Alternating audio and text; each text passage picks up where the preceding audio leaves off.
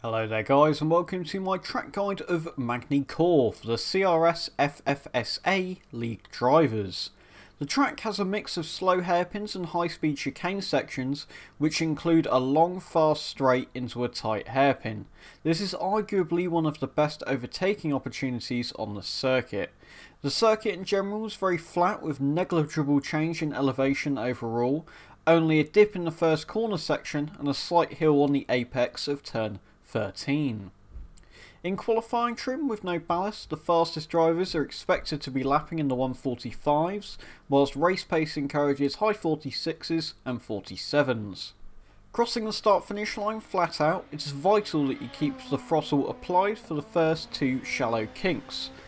Turn in as the square board vanishes, getting on the brakes as the curbing ends for turn 2, then drop down a gear for the long right of turn 3. Keep a tight line, applying the throttle as early as possible, easing the car out towards the left hand side of the circuit for the straight. At the end of the straight, apply as much brake as you can, crossing the 150 metre board. Use engine braking accordingly to help get the most from this corner. Be wary of the bumpy curbing on the inside of the turn, but feel free to use the majority on exit.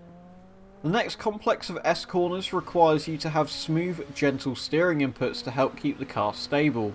I recommend braking before the corner instead of through it, as carrying too much speed can have a big consequence for the following corner. Lightly clip the curbs and trail brake into the long left-hander. Using a wider or tighter line doesn't seem to have too much impact on lap time here. Race the next set of S corners with the same approach as the earlier set.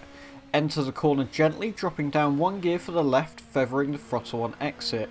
After you cross the timing line, be sure to ease onto the brakes and drop down through the gears for turn 14.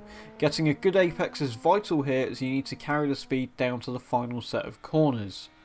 Braking in between the 100 and 150 metre board, drop down the gearbox again for the first right-hander.